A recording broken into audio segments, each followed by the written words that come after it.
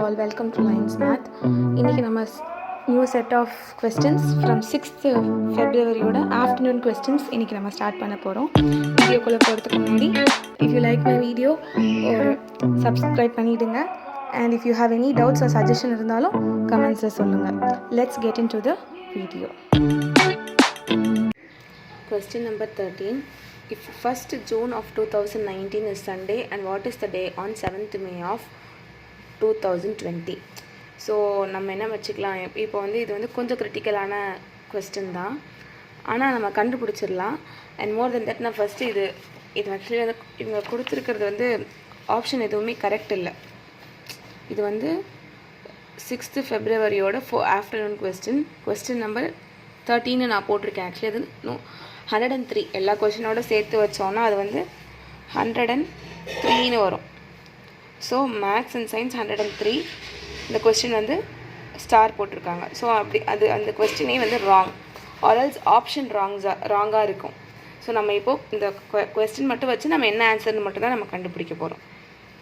So என்னோடய example இந்த மாதிரி இதிலலாம் கொஞ்சம் க்ரிட்டிக்கலாக இருக்கும். அப்போ நம்ம என்ன பண்ணணும்னா, நான் என்ன பண்ண போகிறேன், என்னோடய பர்த்டே வந்து 1st June அப்படின்னு கன்சிடர் பண்ணிக்க போகிறேன். நீங்களும் அப்படியே கன்சிடர் பண்ணிக்கோங்க. ஸோ இந்த வருஷம் நம்மளோட பர்த்டே வந்து 1st June வந்து சண்டேவாக இருந்ததுன்னா ஆப்வியஸாக நெக்ஸ்ட் இயர் எப்படியா இருக்கும், நெக்ஸ்ட் நாள் மண்டேவாக தான் இருக்கும். ஸோ 2020 வந்து 1st June வந்து மண்டேவாக இருக்கும்னு சொல்லலாம். ஆனால் நல்லா பாருங்கள், இது 2019, அடுத்த வருஷம் 2020 தான் கேட்டிருக்காங்க. 20னா அது வந்து ஒரு லீப் இயர்னால் ஃபெப்ரவரியில் எக்ஸ்ட்ரா ஒரு நாள் வரும். ஸோ அப்போது ஒரு நாள் விட்டுட்டு தான் போகும். ஸோ மண்டேவும் இருக்காது, கண்டிப்பாக அது வந்து ஒரு டியூஸ்டேவாக தான் இருக்கும். இதுக்கு வந்து ப்ரொசீஜர் நிறையா எல்லோரும் ஆட் பண்ணி தான் போகிறாங்க. ஸோ நான் இந்த மாதிரி ஒரு ஷார்ட்கட்டில் நான் சொல்லித்தரேன்.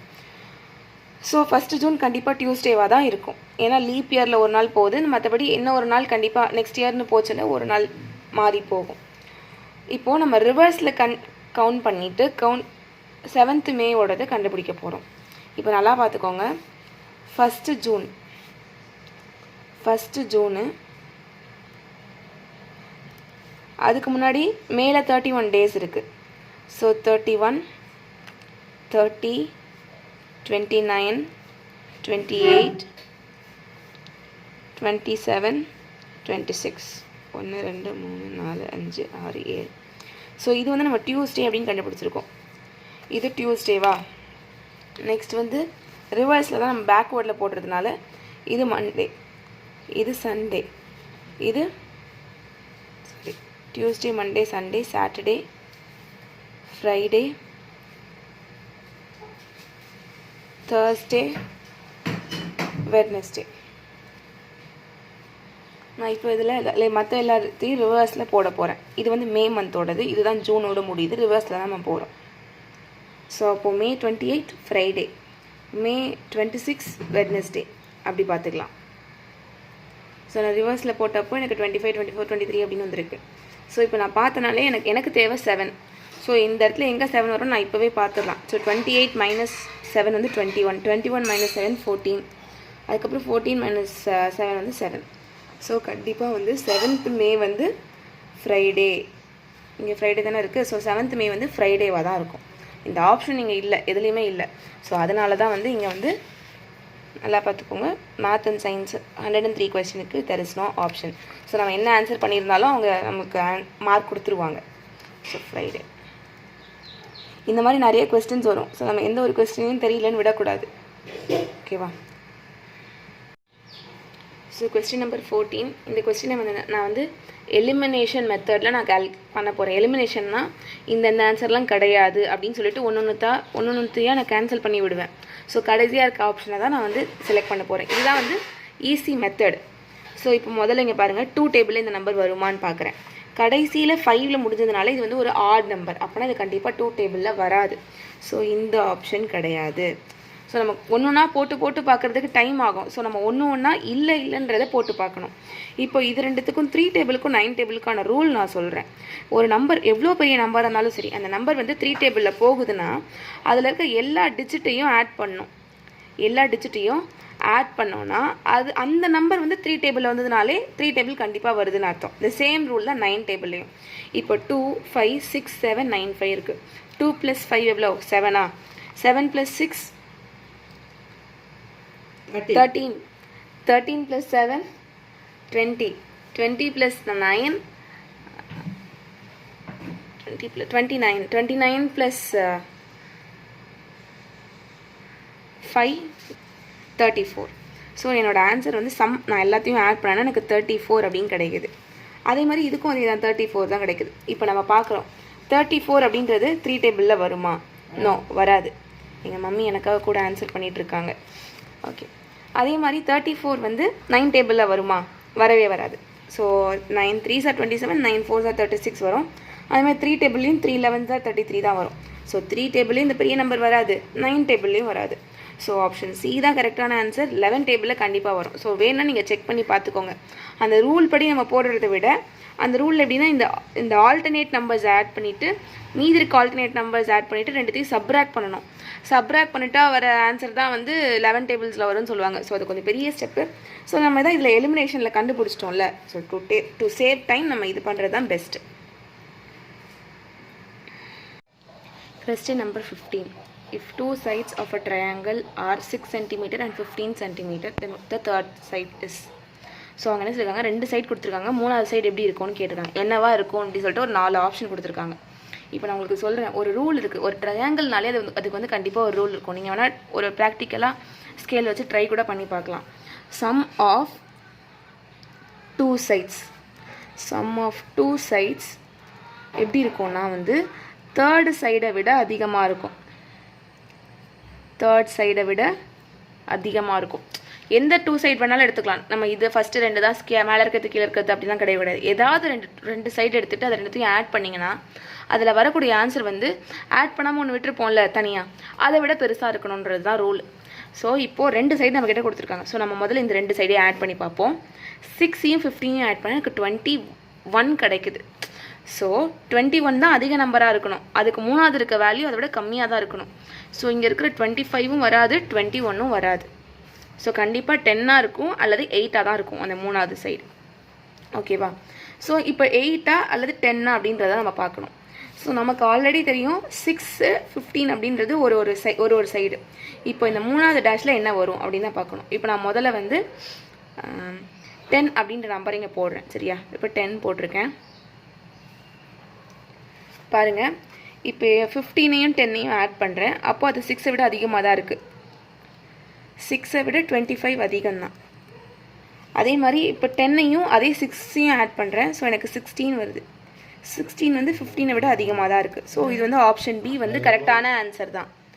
ஆனால் இப்போ நம்ம இந்த 8ஐயும் எப்படி செக் பண்ணணும்னு சொல்கிறேன். எனக்கு ஆல்ரெடி தெரியும் 6 15 வந்து இருக்குது. இந்த டேஷில் 8 வந்தால் எப்படி இருக்கும் அப்படின்னு நான் பார்க்குறேன்.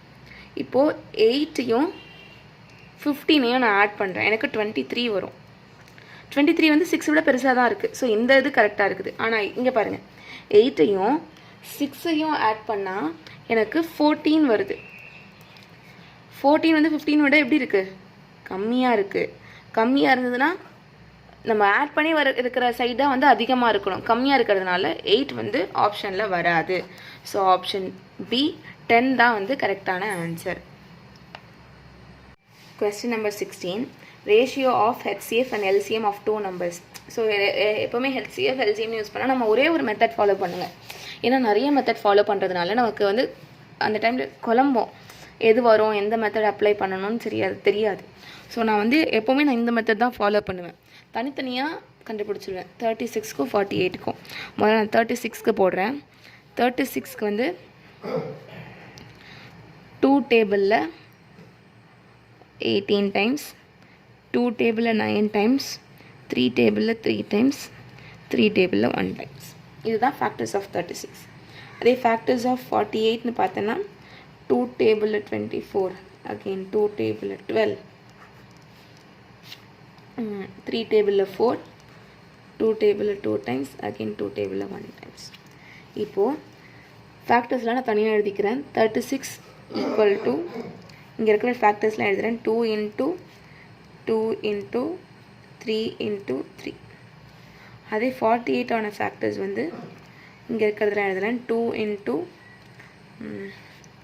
3 into 2 into 2.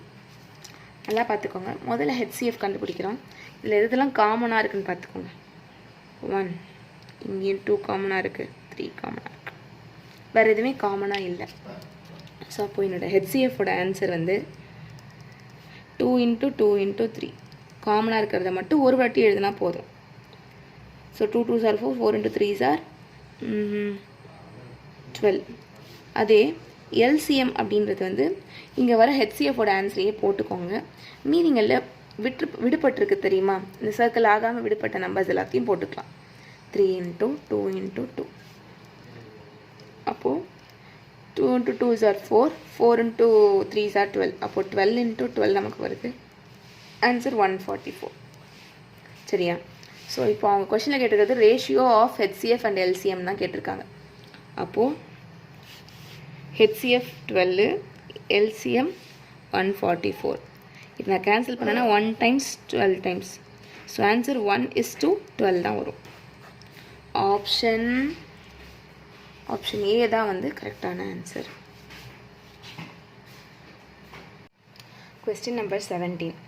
Always subtract the given angle from dash to get the reflex angle.